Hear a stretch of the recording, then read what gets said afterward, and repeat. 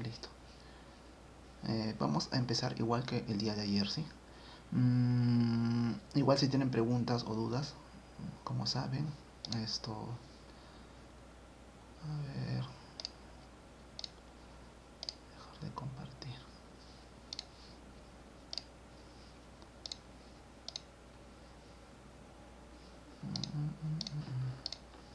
Aquí está. La mecánica va a ser igual que el día de ayer. Cada pregunta que voy a hacer voy a enfocarla en marcarla dentro de uno de los tres temas, ¿no? De los tres bloques. El primero, nociones preliminares de filosofía. El segundo, ética, sociedad y democracia. Y tres, ciencia y conocimiento. Para más detalles tienen que revisar el prospecto del reglamento de la parte de filosofía. Ahora voy a compartir pantalla para mostrarles la ventana del Word de las preguntas. ¿Se puede ver? ¿Me avisas? Sí, ¿no? Sí. Chévere.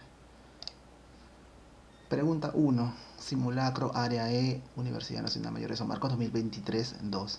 El argumento, bueno, la pregunta dice así, ¿no? El argumento, todos los hombres son mortales, todos los héroes son hombres, por lo tanto todos los héroes son mortales. Puede ser caracterizado como un argumento: A, deductivo inválido porque la conclusión es universal; B, inductivo válido porque su conclusión es universal; C, deductivo válido con una conclusión universal; o D, inductivo válido porque sus premisas son universales; o E, una falacia deductiva porque la conclusión no está contenida en las premisas. Y la teoría, bueno, esta pregunta pertenece al tema 3, ciencia y conocimiento, obviamente, y el 3.1, evaluación de las características del conocimiento científico. A ver, primero, ¿qué es el argumento? ¿Sí? El argumento es un conjunto de proposiciones constituidas por premisas y conclusión. Dos premisas o más y una conclusión. La más clásica que todos conocemos, ¿no? Todos los hombres son mortales, premisa 1, Sócrates es hombre, premisa 2, por lo tanto la conclusión vendría a ser Sócrates es mortal. Esa vendría a ser o la construcción básica de un argumento. Obviamente puede ser dos o más premisas. Ahora, las premisas que son proposiciones que afirman o niegan algo. Esta primera premisa, por ejemplo, todos los hombres son mortales, puede ser tanto verdadero como falso. Y obviamente las conclusiones son lo que se quiere demostrar a partir de las premisas. Eso con respecto al argumento. No sé si hay alguna pregunta, duda, observación. ¿Sí? Entonces eso vendría a ser lo que es la constitución del argumento: dos premisas o más, ojo, dos premisas o más y una conclusión. ¿Sí? Las premisas, como les dije, son proposiciones que afirman o niegan algo, y obviamente la conclusión, lo que se quiere demostrar. El ejemplo ya lo dije: premisa número 1, todos los hombres son mortales; premisa número 2, Sócrates es mortal. La conclusión es, por lo tanto, Sócrates vendría a ser mortal. Ahora, hay dos tipos de argumentos. El primero de ellos es el deductivo, argumento deductivo, y el segundo de ellos es el argumento inductivo. Como saben, el argumento deductivo parte de lo general a lo particular, y el argumento inductivo parte al revés, de lo particular a lo general. Ejemplo de argumento deductivo: parte de lo general, ¿no? Ejemplo, siempre va a haber la palabra todos, ninguno, etcétera, ¿no? Ejemplo, el que más o menos les dije arriba. Bueno, otro ejemplo es: todos los criminales van a prisión. Fulanito es criminal, por lo tanto fulanito va a prisión. ¿No? Como todos los criminales van a prisión y fulanito es criminal, por lo tanto fulanito va a prisión. Ese es un argumento general, parte de la generalidad de todos los criminales y a lo particular para que fulanito vaya a prisión. Esta conclusión, la C, ¿no? la conclusión, por ejemplo, fulanito va a prisión, es necesaria y no probable. O sea, tiene que ser necesaria y es una conclusión verdadera y coherente. Otro ejemplo, como les dije, los argumentos pueden ser constituidos o estar constituidos de dos o más premisas, ¿no? Por ejemplo aquí, ¿no? Otro ejemplo de argumento deductivo: todos los criminales violan la ley. Quienes violan la ley son enviados a prisión. Fulanito es criminal, por lo tanto fulanito va a prisión. Igual, parte de lo general todos los criminales violan la ley, a lo particular, fulanito va a prisión. Ahora, en el caso del argumento inductivo, parte de lo particular a lo general. Les dije, la conclusión es probable, a diferencia de la conclusión del deductivo, ¿no? En este caso es necesaria, la conclusión va a ser necesaria siempre, pero en el argumento inductivo va a ser probable, o sea, es una posibilidad y obviamente no es necesaria. Ejemplos, ¿no? Algunos seguramente o todos, ¿no? Ejemplo de argumento inductivo, parte de lo particular a lo general, habla de la particularidad. Por ejemplo, ¿no? El sol salió ayer. Otro particular, el sol sale hoy. La conclusión, el sol probablemente saldrá mañana, ¿no? A menos de que salga, no sé, comienza a llover, ¿no?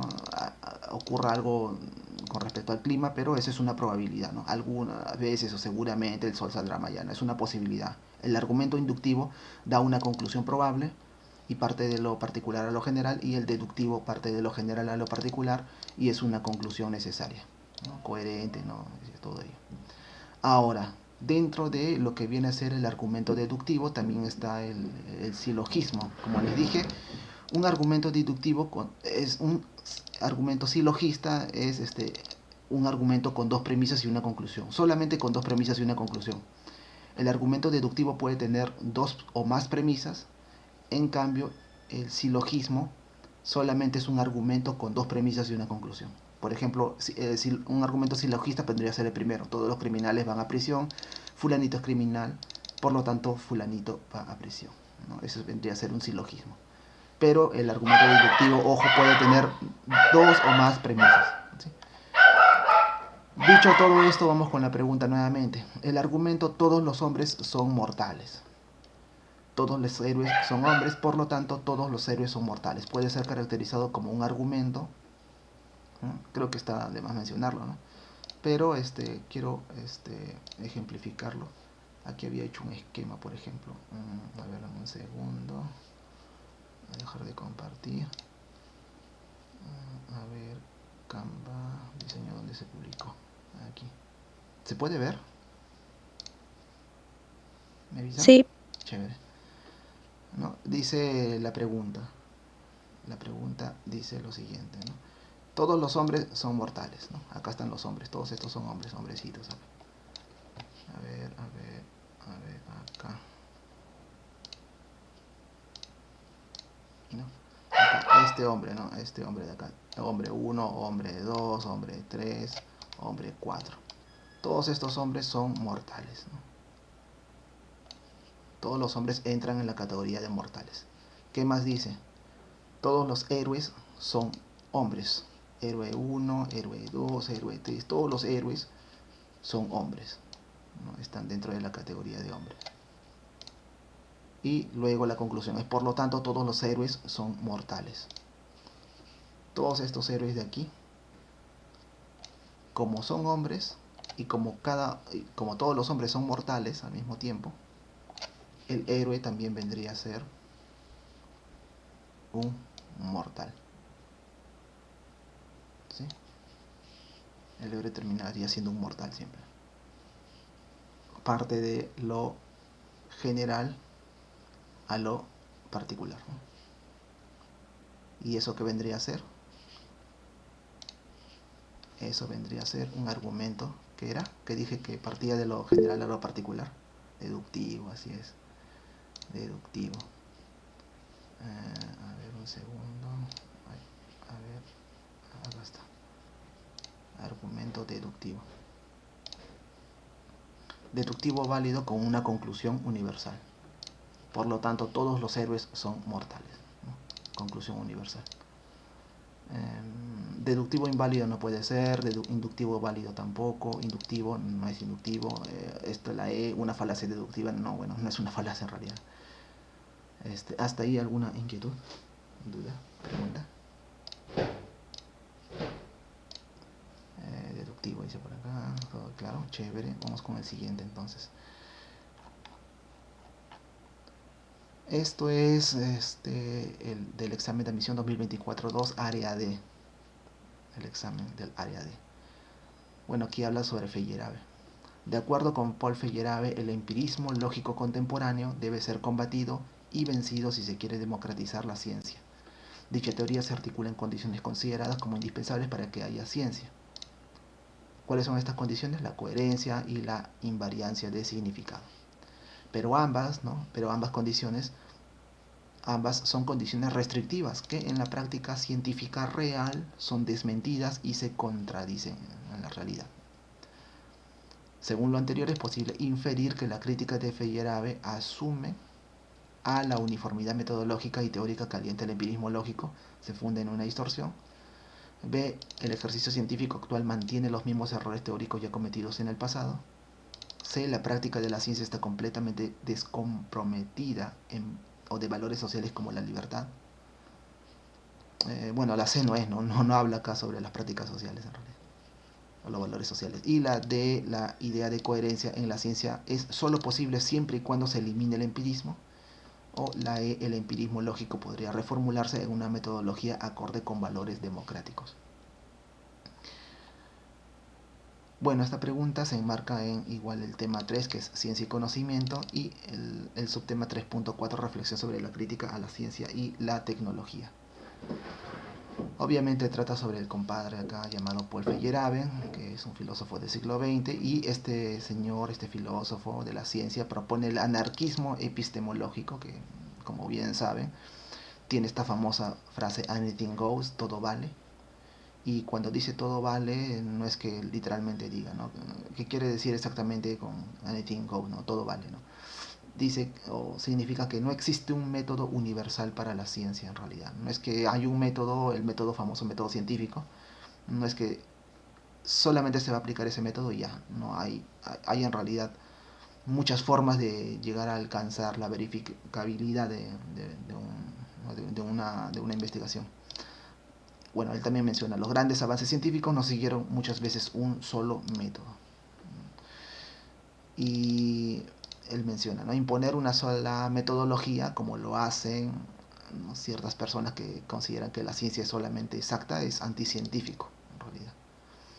Y este anarquismo epistemológico de Paul Feyerabend se va a oponer, y aquí viene lo que a San Marcos quizás le gusta, al Círculo de Viena. El anarquismo epistemológico versus el Círculo de Viena. ¿Qué es lo que propone el Círculo de Viena a diferencia de Paul Feyerabend, el anarquismo epistemológico? El Círculo de Viena va a proponer el empirismo lógico, es decir, la coherencia y la verificabilidad, ¿no? Empirista, ¿no? Experiencial en un laboratorio, todo ello. Feyerabend, ¿qué va a hacer? Los va a acusar de imponer reglas restrictivas. Él dice, Feyerabend, ¿no?, la coherencia y la verificabilidad del empirismo lógico en la práctica no existe solamente esta forma de alcanzar, ¿no?, una verdad en la ciencia. En la práctica existe la pluralidad y la creatividad. No puse ejemplos por aquí, pero está, por ejemplo, el tema este de las famosas serendipias, ¿no? Los famosos, un sinónimo de serendipia es los famosos chiripazos. No sé si recuerda, alguien ha visto el famoso descubrimiento del benceno. Era una forma ¿no?, de una estructura molecular. Lo voy a mostrar por acá mejor. Creo que puedo, aprovechando que tengo internet. El benceno. La estructura molecular del benceno.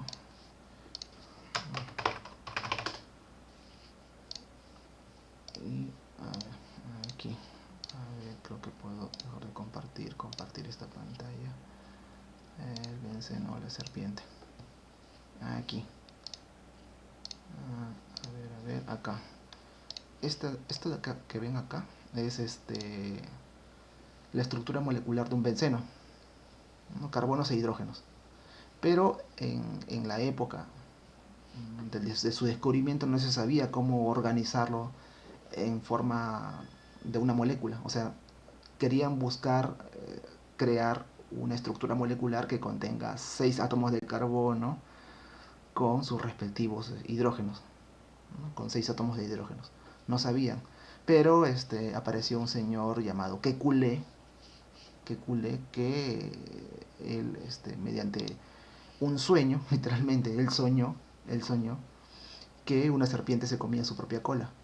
Y cuando se levantó de su sueño, obviamente, oh sorpresa, se le vino la idea de organizar estos 6 átomos de carbono con sus 6 átomos de hidrógeno de manera circular, como si fuese una serpiente que se comía su cola. Eso vendría a ser una especie de serendipia. Otro ejemplo, el famoso descubrimiento de la densidad de los cuerpos que hizo Arquímedes, ¿recuerdan? El rey, ¿no?, le dijo que de alguna manera busque la manera de saber la densidad de su corona. Arquímedes no sabía cómo hallar la densidad porque no era un cuerpo regular, y si no hallaba la respuesta, obviamente ¿no?, el rey de esa época lo iba a terminar asesinando. Pero Arquímedes estaba desesperado, ¿no?, y ya iba a amanecer. Él se estaba bañando y recuerdo, ¿no? Está de más mencionarlo, ¿no?, creo.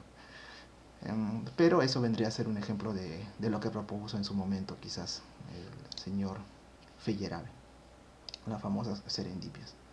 Entonces, volviendo a la pregunta, la famosa eureka, así es, la famosa eureka. No, eureka, descubrí cómo encontrar la manera de no hallar la densidad de la corona del rey, ¿no? Pero ya, volviendo al tema aquí, el anarquismo epistemológico obviamente va a decir, no, o sea, el descubrimiento, por ejemplo, de Kekulé y el de Arquímedes, obviamente no siguieron el método científico, lo hallaron, entre comillas, de manera eh, no, casual, ¿no?, fortuita.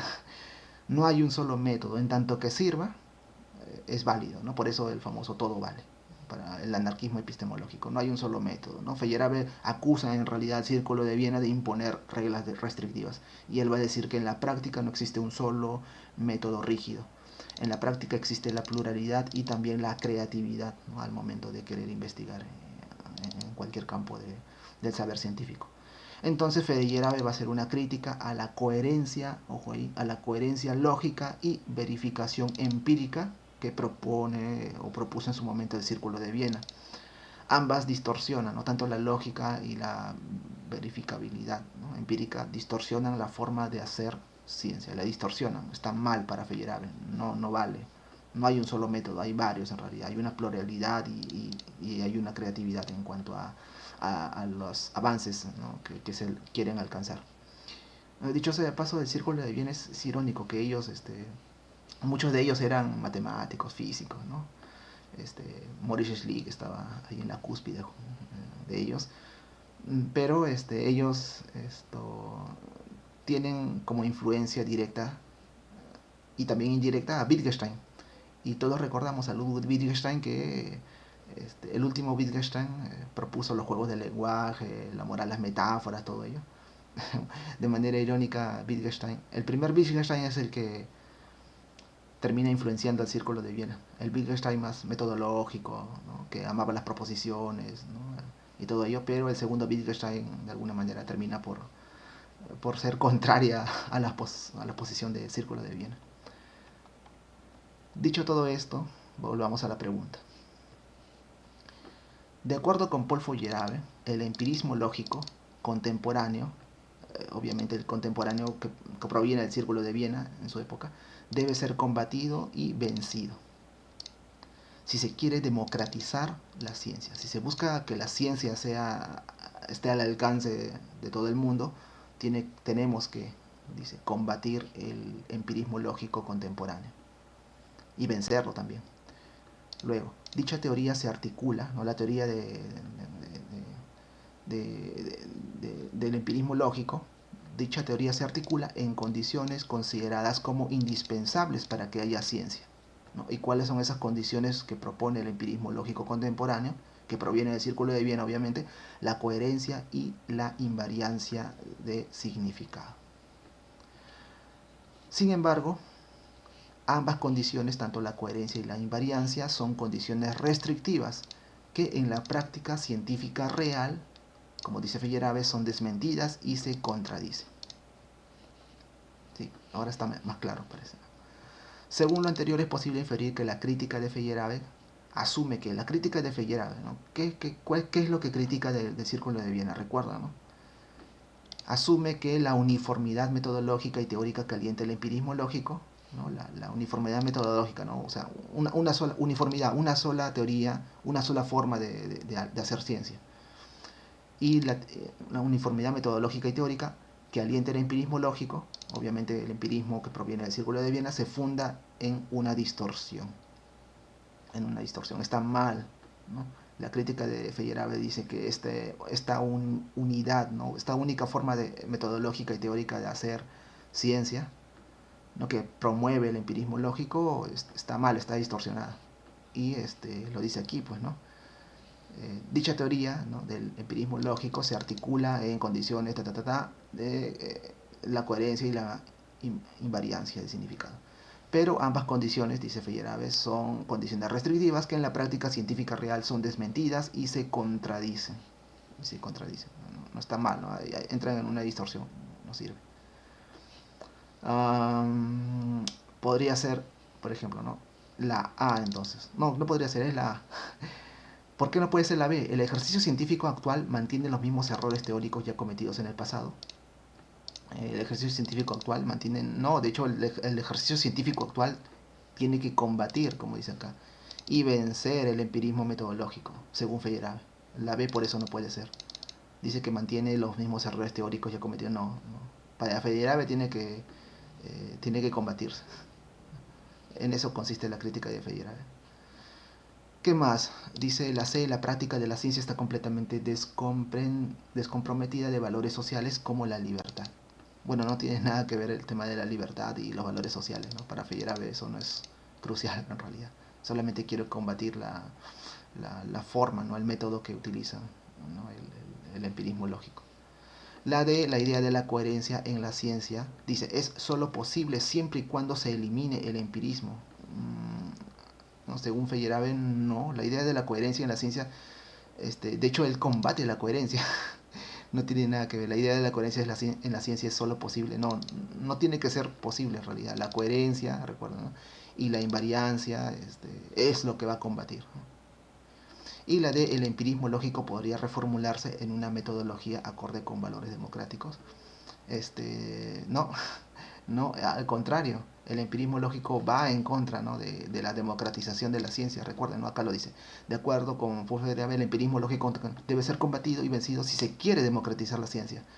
Pero acá dice, no, la crítica de Feyerabend asume que el empirismo lógico podría reformularse. No puede reformularse, está mal, tenemos que combatirlo en realidad, ¿no? Porque no puede estar de alguna manera acorde, ¿no?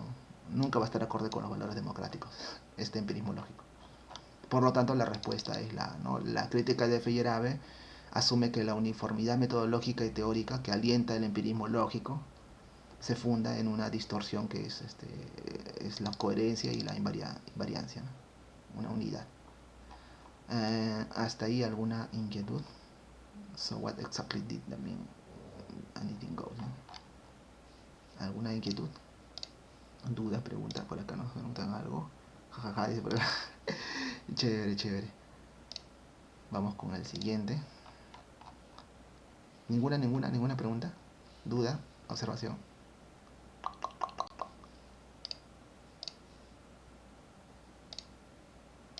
Ok. Pasemos con la siguiente, ¿no? Rápidamente, para no quedarnos hasta tan tarde. Esto también es ciencia y conocimiento. Esta pregunta es de Universidad Nacional Mayor de San Marcos del año 2023, el área A. Ahí viene una lectura para variar un poco. Bueno, en realidad esto es bueno, pueden buscarlo, esto está en internet. Duelo de gigantes, de Mario Vargas Llosa, ¿no? Del diario El País. Dice lo siguiente, ¿sí? Fue en aquella noche, esto lo cuenta Vargas Llosa, ¿no? Está contando una anécdota. Fue en aquella noche de la reunión del Club de la Ciencia Moral de Cambridge que Popper, ¿no? Karl Popper, ¿no? Recordamos a Karl Popper, ¿no? El fascismo, todo ello. Karl Popper, con la espada desenvainada, comenzó su exposición negando que la función de la filosofía fuera resolver adivinanzas. ¿Sí? La función de la filosofía no es resolver adivinanzas. ¿Cómo puede encontrar y estudiar autores relevantes en los exámenes? Dice por acá. em, autores relevantes. Los autores relevantes, bueno, los que sí o sí en filosofía siempre vienen es Platón. Los presocráticos, bueno, pues no, pero no te va a venir una pregunta. Ya no viene presocrático si se dan cuenta, ¿no? Por ahí, ¿no? Heráclito, bueno, ¿no? Porque tiene relación con Marx. Pero, Platón de ley. Por ejemplo, en filosofía me dijeron, ¿no? Cuando yo estudié en la carrera, me dijeron que hay unos 5 o 6 autores básicos que tienes que dominar, ¿no? Cuando termina la carrera. Uno es Platón, 2 Aristóteles, 3 Santo Tomás de Aquino, 4 por ahí René Descartes, ¿no? Las meditaciones, 5 Marx y 6 Wittgenstein, ¿no? Ya si quieres agregas Heidegger, ¿no? Ser y tiempo y todo ello, pero esos son los 7 autores que sí o sí de alguna manera tienes que ver, ¿no? A través de la historia de la filosofía. Ahora, si se dan cuenta, San Marcos está empezando a tomar exámenes tipo RB, ¿no? Así que con que sepan lo básico de cada autor, de Popper, por ejemplo, aquí, ¿no? Del propio Wittgenstein, o como dijimos aquí arriba, ¿no? El Círculo de Viena, Feyerabend y todo ello, creo que está bien, ¿no? Tampoco te adentres demasiado, creo yo. Entonces, vamos con la siguiente pregunta, ¿sí? Si tienen alguna otra duda pueden hacerla. Oh, vale, vale. Sí, sí, es primero es, recuerden, ¿no? Platón, luego Aristóteles, Santo Tomás de Aquino, René Descartes, luego Marx, 5, 6 Wittgenstein y 7 por ahí Heidegger o Edmund Husserl, ¿no? Por ahí. Ya el séptimo ya algún moderno, ¿no? Contemporáneo. Dicho esto, la pregunta de aquí es esta. Fue en aquella noche de la reunión del Club de Ciencia Moral de Cambridge que Karl Popper, ¿no? Insisto, esta es una anécdota que cuenta Mario Vargas Llosa. Él comenta, ¿no? Karl Popper, con la espada desenvainada, comenzó su exposición negando que la función de la filosofía fuera resolver adivinanzas. Niega él la existencia, ¿no? O niega que la función de la filosofía fuera resolver adivinanzas. Y empezó a enumerar una serie de asuntos que constituían típicos problemas filosóficos. Creo que hasta aquí todos estamos de acuerdo en que Popper decía que la filosofía debía tratar de resolver o era asunto de enfocarse en los problemas filosóficos, ¿no? Y no creía, negaba el hecho de que la filosofía sea simplemente resolver adivinanzas, ¿no? Él dice todo esto cuando Wittgenstein, irritado, lo interrumpió alzando mucho la voz. Pero Popper a su vez lo interrumpió también tratando de continuar su exposición, ¿no? O sea, Wittgenstein estaba molesto, alzó la voz, Popper continuó alzando mucho más la voz su exposición. En ese momento Wittgenstein cogió el atizador de la chimenea y lo blandió en el aire para acentuar de manera más gráfica su airada refutación a las críticas de Popper.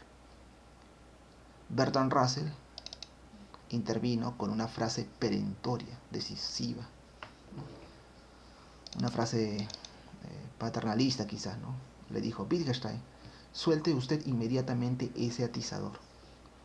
Todavía con el atizador en la mano, Wittgenstein aulló, ¿no? Literalmente aulló en dirección a Popper y le dijo, ¿no? A ver, deme usted un ejemplo de regla moral. Dámelo, dice, ¿no? ¿no? Increpó a Popper.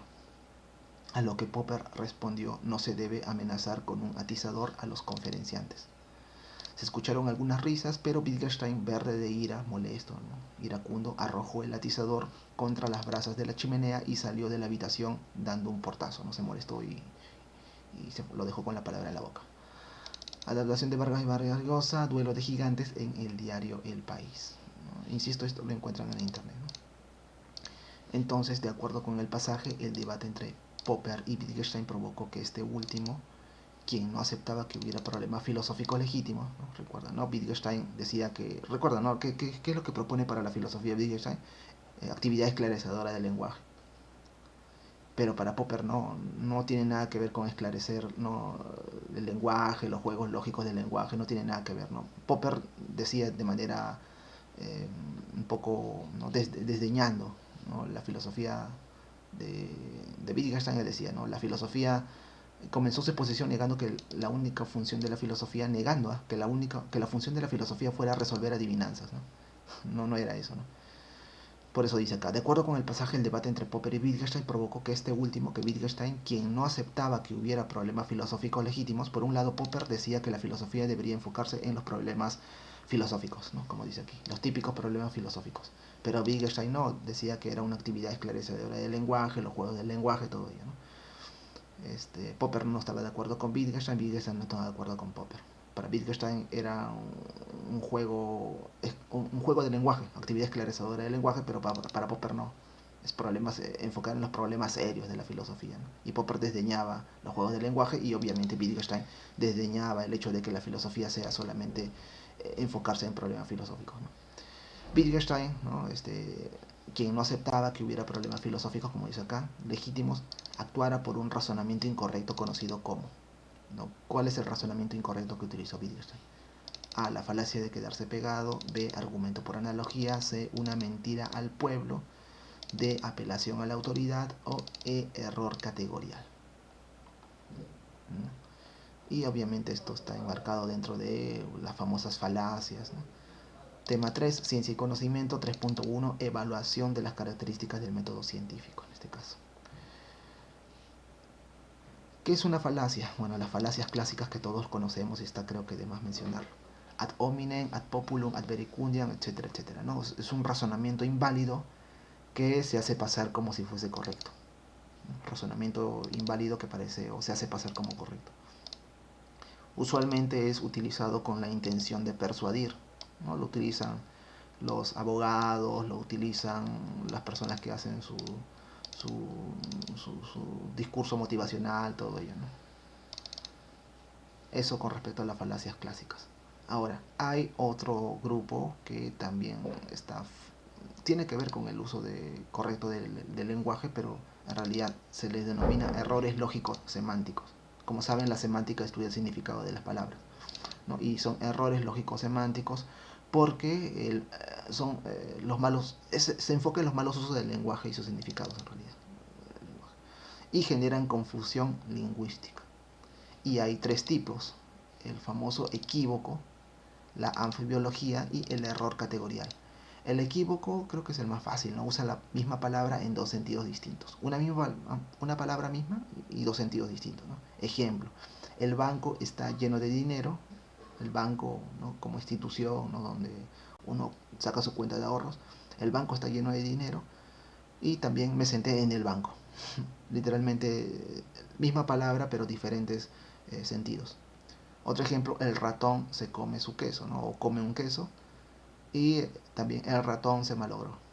El ratón no puede malograrse, ¿no? Acá se habla del animal, el ratón, y aquí habla del ratón que se malogró, el ratón, ¿no? de la computadora. Ese con respecto al equívoco. El siguiente es anfibiología, error por mala redacción. Eso también es usual, ¿no? Ejemplo, vendo libros para estudiantes usados. Está mal redactado, obviamente. Quiere decir aquí, vendo libros usados para estudiantes. No quiere decir que los estudiantes estén usados, ¿no? Literalmente. Otro ejemplo, el asesino del vecino fue capturado. ¿A quién se refiere, no? ¿Al asesino del el vecino que es asesino? ¿O el asesino que asesinó al vecino? El asesino del vecino fue capturado, ¿no? Es una mala redacción. No se sabe a quién se refiere. Y el tercero, que viene a ser el tercer error lógico semántico, error categorial. Confundir categorías de conceptos, ¿no? Y con categorías nos referimos a la carga semántica que está de alguna manera funciona, ¿no? En determinado contexto. Ejemplo, ¿de qué color es la justicia? No puedo determinar el color de la justicia, ¿no? Estoy insertando el concepto de justicia en la categoría de un elemento material que por lo general, ¿no? Una silla, un cubo, ¿no? Una carpeta que sí puede ser coloreado, ¿no? La justicia no puede ser coloreado. Por eso está el error categorial, ¿no? Se utiliza la justicia como la categoría de algo sólido, algo material, no puede ser.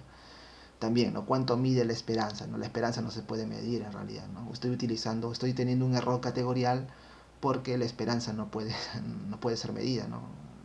solamente estoy utilizando la esperanza como si fuese algo también extensible, ¿no? Que es propia, ¿no? de los cuerpos inertes, ¿no? Y la esperanza no es un cuerpo inerte, por eso es un error categorial. Bueno, aquí hay una imagen, no sé si se puede ver, voy a hacerlo un poco más grande, aquí. Will you pay the bill, no? Yes, if you pay for food and drinks. Inglés, tú pagarás la cuenta. Will you pay the bill? Yes, ¿no? Sí, si tú pagas la comida y las bebidas. También aquí hay un error categorial. Aquí obviamente el primer señor dice, ¿tú pagarás la cuenta? Le pregunta. La cuenta. Sí, pero el otro señor dice, sí, voy a pagar la cuenta. O sea, pero él utiliza otro concepto de cuenta, ¿no? El primer señor, ¿tú pagarás la cuenta? Se refiere a la cuenta que están utilizando en ese momento, ¿no? De lo que han comido. Y el otro señor hace, sí, pero él piensa que es otra cuenta, ¿no? Otro tipo de cuenta en realidad. No, sí, yo voy a pagarla. Sí, si tú pagas la cuenta de la comida, ¿no? Gracioso esto. Ya, bueno, esto con respecto a la pregunta. ¿Qué es lo que dice Wittgenstein? ¿No? Wittgenstein afirma que la filosofía es una actividad esclarecedora del lenguaje. Creo que todos sabemos eso. Además, niega la existencia de problemas filosóficos, ¿no? Que es lo que propone y alienta Popper. Sin embargo, le exige a Popper que le dé un ejemplo de regla moral. Y como saben, las reglas morales o la moralidad está enmarcado dentro de un problema filosófico. O sea, por un lado, Wittgenstein niega la existencia de los problemas filosóficos, dice que la filosofía solamente debe enfocarse en los juegos del lenguaje, ¿no? El esclarecimiento del lenguaje, pero por un lado niega, pero por otro lado le pregunta a Popper, recuerda, ¿no? Aquí, a ver, dame usted un ejemplo de regla moral. Por un lado no niega, pero por otro lado le hace una pregunta sabiendo que lo está negando, ¿no? Entra en contradicción y ahí viene el error categorial, pues. Le doy una categoría de filosofía igual actividad esclarecedora del lenguaje, por un lado, pero también le doy la categoría de problemas al preguntarle a Popper. Por eso es el error categorial. Otro ejemplo, ¿no? Un ateo niega la existencia de Dios, obviamente. Sin embargo, exige a los creyentes que digan dónde está Dios. O sea, un ateo niega la existencia. Para este ateo, Dios no existe. Sin embargo, si Dios no existe, ¿cómo puede exigirle a un creyente que diga dónde está Dios? Si Dios no existe. O sea, por un lado existe, pero por otro lado le otorga la capacidad de existencia. Hay un error categorial ahí. Por un lado existe, por el otro lado no. Por lo tanto, la respuesta a esta pregunta es la E, error categorial. No sé si tienen alguna inquietud, duda, preguntas hasta el momento. Oh, vale. ¿Alguna duda, pregunta, observación? Ninguna. Hablen ahora o callen para siempre, por favor. Por favor.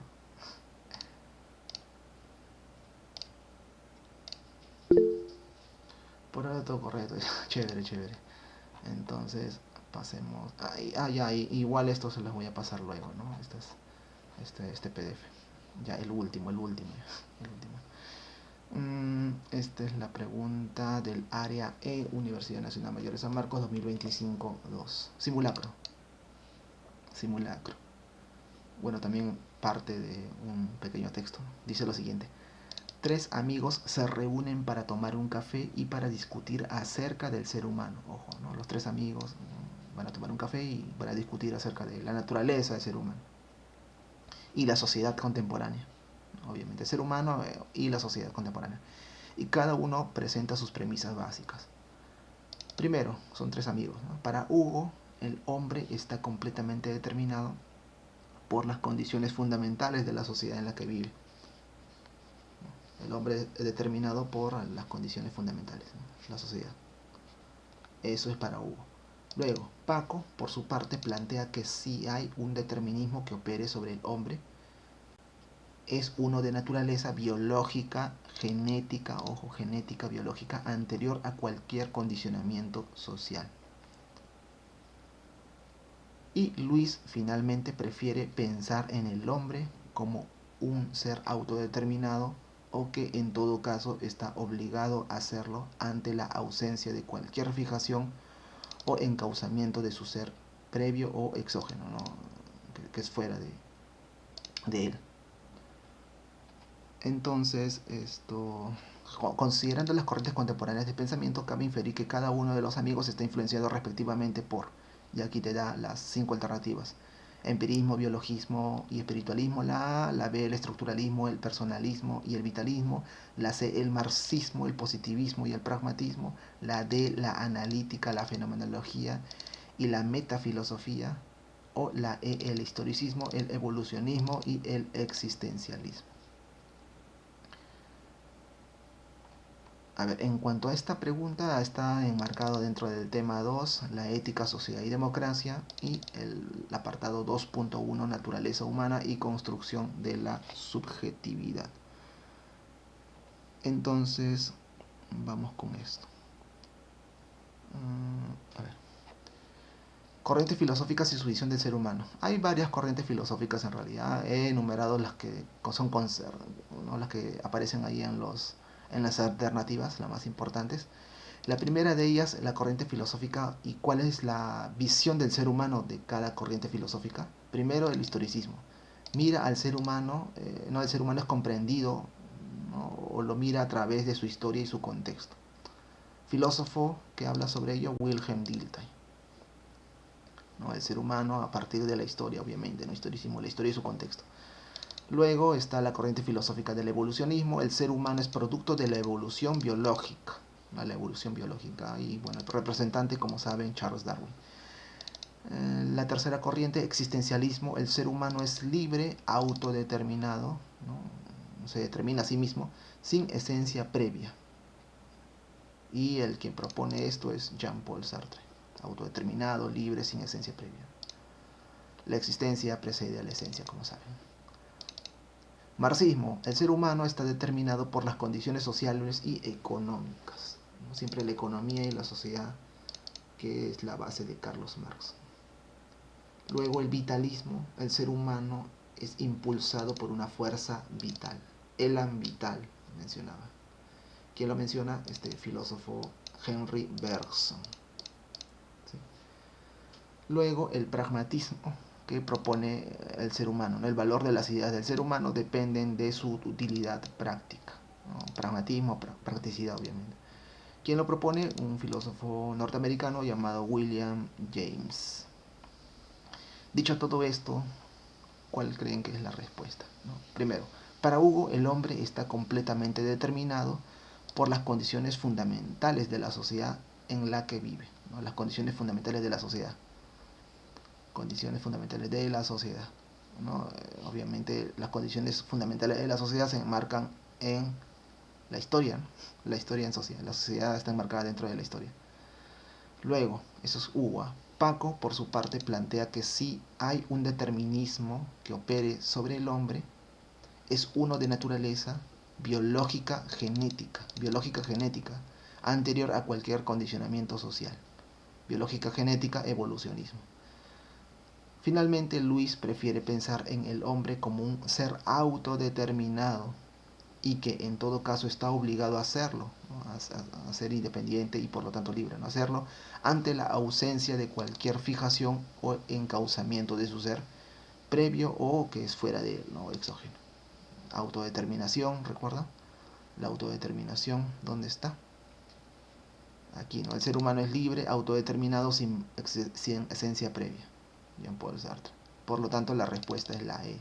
El historicismo, el evolucionismo, el existencialismo. Hasta ahí, ¿alguna inquietud, duda, pregunta, observación? Por ahora todo correcto, dice por acá. Chévere. ¿Alguna inquietud, duda, pregunta? ¿Sí o no? ¿Sí o no? Muy conciso, todo bien. Chévere, ahí está. Entonces, el siguiente. Esta es la penúltima. Segundo examen especial, CEPRE 1MNS 2025-1. Dice lo siguiente. Esto es parecida a la pregunta que les mencioné el día de ayer. La existencia de una filosofía en Latinoamérica es intensamente discutida. De una filosofía en Latinoamérica. En el caso del Perú, para sí existiría una filosofía latinoamericana. Bueno, ya ayer les dije, ¿no? Para quién existiría una filosofía latinoamericana, Leopoldo Sea, ¿no? Pero bueno, en el caso de Perú todavía no sabemos. Sabemos que quien dice que no hay filosofía auténtica es Bondi, ¿no? Pero bueno, ya. Y para no existe tal filosofía. Bueno, obviamente aquí es Bondi, ¿no? Ya ayer lo mencionamos.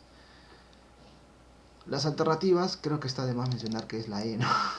Bondi, por descarte, va a estar aquí Francisco Miro Quesada. Aún así, el tema al que pertenece esta pregunta es tema 1, nociones preliminares de filosofía, y el subtema 1.3, reflexión sobre la posibilidad de la filosofía en Latinoamérica y en el Perú. Vamos con Francisco Miro Quesada, no me voy a enfocar en Bondi, ayer ya les mencioné Bondi. Francisco Miro Quesada, 1918-2019, Perú. Se opuso a la tesis, obviamente, de Augusto Salazar Bondi. Recuerdan que Bondi propuso la filosofía, no hay una filosofía latinoamericana, ¿no? Porque era imitación simplemente. Francisco Miro Quesada se va a oponer a él. Él va a decir, en su libro Despertar y Proyecto de Filosofar Latinoamericano, Miro Quesada va a afirmar que sí es posible una filosofía latinoamericana auténtica, similar a lo que dijo en algún momento Leopoldo Sea, ¿recuerdan? La filosofía surge de la reflexión de los propios problemas, obviamente problemas que están enmarcados dentro de la realidad, ¿no? Del contexto político y social, en este caso del Perú.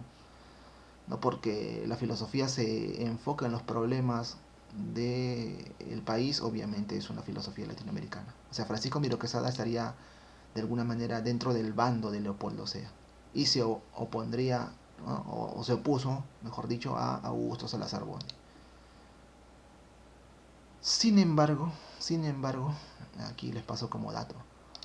Francisco Miro Quesada va a tener una discrepancia o va a haber una diferencia, ¿no? Recuerdan que les dije, ¿no? Leopoldo Sea, el día de ayer le dije, ¿no? Apoya el hecho de que hay una filosofía auténtica, hay filosofía latinoamericana, Miro Quesada también. Ambos se van a oponer a Augusto Salazar Bondi, pero a diferencia de Leopoldo Sea, que es o tiene una tendencia historicista acerca de, ¿no? Del historicista, social, política, Miro Quesada va a proponer una visión universalista. Se va a enfocar más, Miro Quesada, en la filosofía analítica, la lógica y la epistemología. O sea, a partir de las herramientas de la lógica, la analítica, la epistemología, la matemática y filosofía de la matemática. Tiene un libro, de hecho, sobre la filosofía de la matemática, Miro Quesada. Él va a enfocarse en los problemas de la realidad nacional, pero desde una visión analítica, lógica y epistemológica. En cambio, Leopoldo Sea también se va a enfocar en los problemas de la realidad, bueno, en este caso de México, ¿no? Que es su país, pero desde una visión no analítica, no lógica, no epistemológica, sino desde una visión historicista, social y política. Y bueno, obviamente la respuesta aquí es la E, ¿no? Francisco Miro Quesada, para él sí existiría una filosofía latinoamericana y para Bondi no existe tal filosofía. Y bueno, aquí hay un texto que, bueno, no lo voy a leer en realidad, pero para que se den cuenta de por qué dije que Leopoldo Sea se opone a Miro Quesada, ¿no? Lo leemos rápido, ¿sí? Miro Quesada dijo, este es un ensayo, parte de un ensayo que habla sobre los universalistas y los historicistas, ¿no? Leopoldo Sea dice, ¿no? Este es testimonio del propio autor. El primer enfrentamiento, dice Miro Quesada, del que fui testigo fue el que se produjo entre Leopoldo Sea y yo mismo, o sea, Miro Quesada, ¿no? Esto está escribiéndolo Miro Quesada en primera persona. En 1946 recibí una carta de Francisco Romero, el filósofo latinoamericano que por aquellos días era la figura más importante del subcontinente. Casi todos los jóvenes que estábamos dando los primeros pasos en el estudio de la filosofía sentíamos por él una gran admiración. En su carta, este filósofo Francisco Romero me decía que Leopoldo Sea, un joven filósofo mexicano, iba a pasar por Lima y que valía la pena conocerlo. Para todos sus admiradores, un pedido de Romero era una orden. De manera que establecí contacto con Leopoldo Sea, dice Miro Quesada, apenas llegó a la capital. Después de algunas palabras de saludo y cortesía, comenzamos a hablar sobre lo que estábamos haciendo, ¿no? Miro Quesada le estaba hablando sobre su propio trabajo, ¿no?, a Leopoldo Sea. Leopoldo Sea me dijo que acababa de publicar su primer libro, Apogeo y Decadencia del Positivismo en México. Miren, en su propio libro nomás, Apogeo y Decadencia del Positivismo. Recuerden, el positivismo se enfoca en el pensamiento unilateral, ¿no?, la lógica, la matemática, ¿no? Pero él ya hablaba de la decadencia, ¿no?, del positivismo en México. Y que estaba preparando historia del positivismo en América Latina. La historia, ojo, historicista, historia del positivismo en América Latina. Aunque no vibré de entusiasmo con la noticia, me impresionó el hecho de que para escribir un segundo libro hubiera ido hasta Argentina, ¿no? Porque él tiene, ¿no?, Leopoldo Sea tiene una visión historicista, él tiene que ver, ¿no?, de primera, ¿no?, las fuentes, al lugar, ¿no?, el lugar, el contexto social, político para escribir un libro. A eso llegaba el historicismo de Leopoldo Sea, ¿no?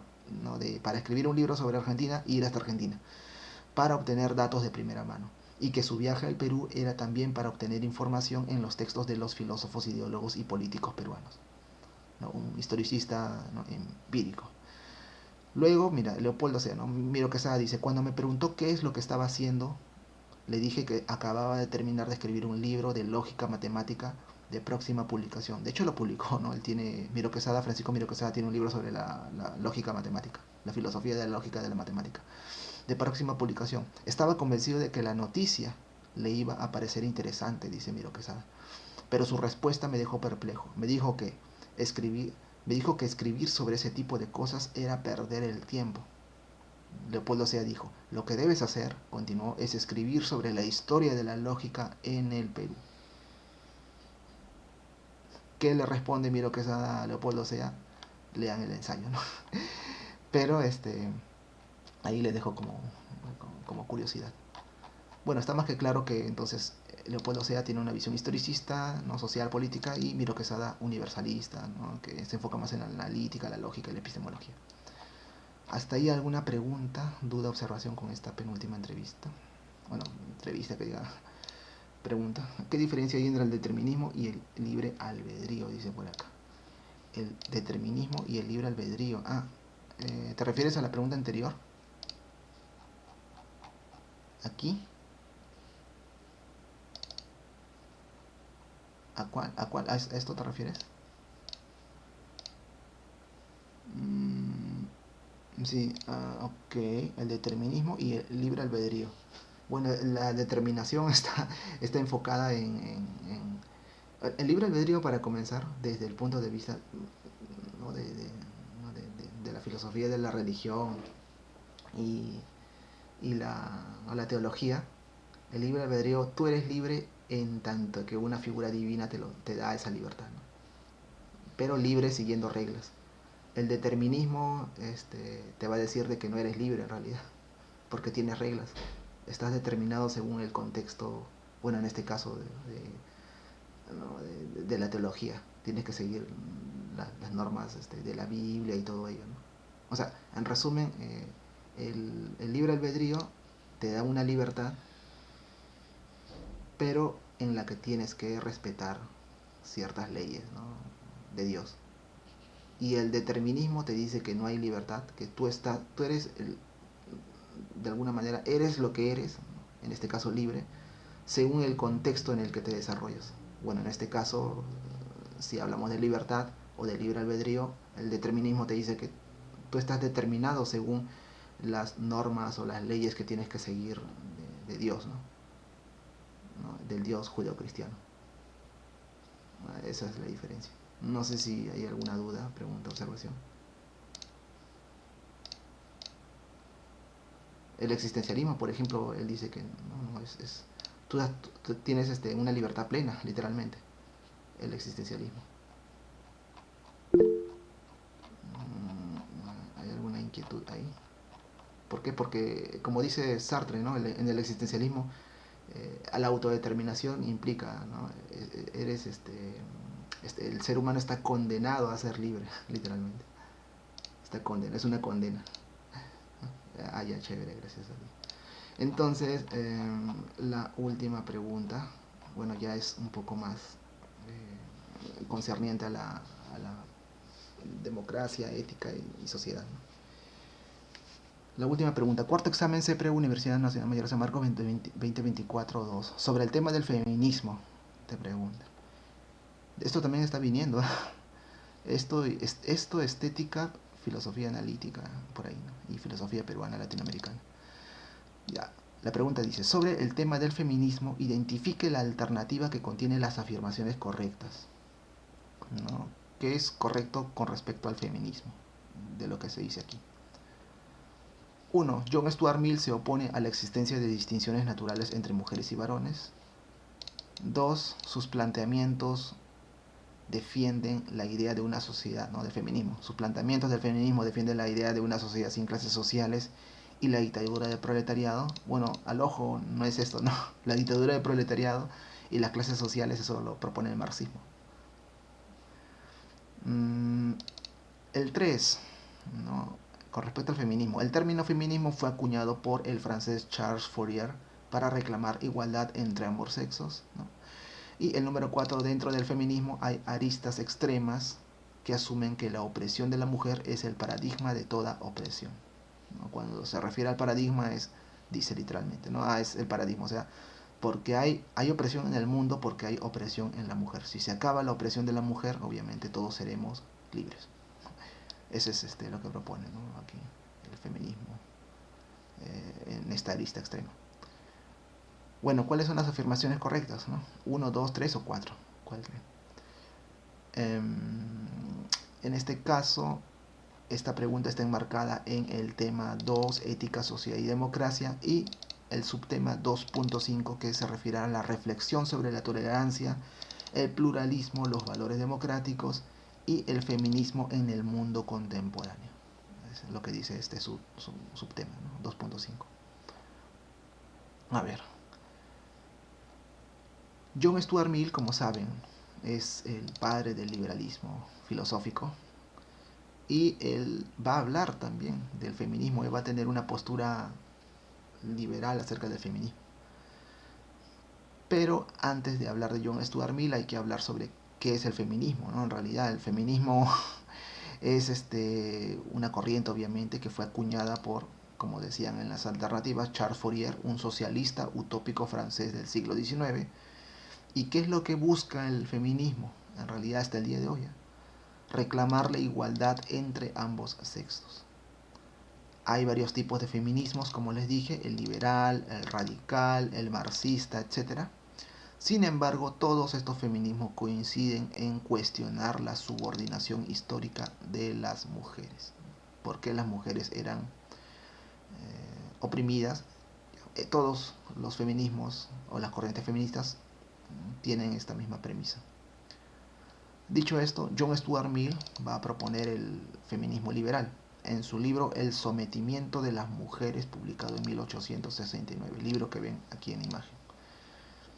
Él propone, como les dije, el feminismo liberal y defiende la igualdad de derechos entre hombres y mujeres, que como saben también aparece en lo que viene a ser las constituciones liberales, ¿no? La igualdad en general en los seres humanos. También va a rechazar la subordinación de la mujer por naturaleza. Él va a decir, no, la mujer no es subordinada, no tiene que estar por debajo del hombre. No es por naturaleza el hecho de que deba de estar subordinada. No es así. No hay, combate el esencialismo, de alguna manera. Ahora, el tercer punto es el feminismo radical, que, bueno, decía una de las alternativas. Este feminismo radical explica que la opresión patriarcal es la forma más profunda y estructural de dominación. Obviamente, si acabamos con el feminismo, dice este feminismo radical, se va a eliminar, ¿no?, todo tipo de opresión, ¿no? Y obviamente achaca el término, o aparece aquí el término de opresión patriarcal.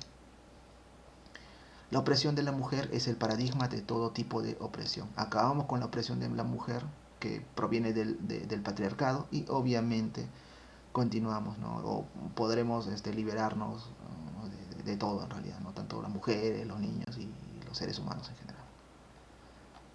Dicho esto, las alternativas menciona.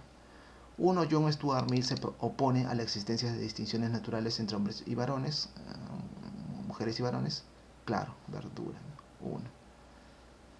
2. Sus planteamientos, los planteamientos del feminismo, defienden la idea de una sociedad sin clases sociales y la dictadura del proletariado. Obviamente que no, esto proviene de Marx, ¿no? Cuando te hablan de dictadura del proletariado, clases sociales, no. Aquí, ojo, acá habla del feminismo. Si dijera aquí sobre el tema del feminismo marxista, ahí sí sería, ¿no? El feminismo marxista sí menciona el hecho de que para liberarse, ¿no?, del patriarcado tenemos que combatir las clases sociales, ¿no?, y la dictadura del proletariado. Ese es otro feminismo, pero aquí solamente te dice el feminismo en general. Así que la 2 no es. La 3, el término feminismo fue acuñado por el francés Charles Fourier para reclamar igualdad entre ambos sexos. Verdadero. Y número 4, dentro del feminismo hay aristas extremas que asumen que la opresión de la mujer es el paradigma de toda opresión, ¿no? Este feminismo extremo, sí, pues, ¿no? La opresión de la mujer para el feminismo extremo, ¿no?, o radical, si quieren llamarlo así, es el paradigma, ¿no?, de toda opresión. Rompo con este paradigma, con este modelo de opresión, y obviamente tanto los niños, ¿no?, las clases sociales podrán ser libres, ¿no? La 4 también es verdadero. Entonces la respuesta es la E, 1, 3 y 4. Hasta ahí, ¿alguna inquietud con respecto a este último tema? ¿Alguna inquietud? ¿Ninguna? Ok. Seguros. Ninguna inquietud, duda, pregunta. Igual insisto, todo esto se lo voy a pasar luego, ¿no? Si no hay preguntas, dudas, entonces gracias por haber estado aquí y conmigo será hasta otra oportunidad.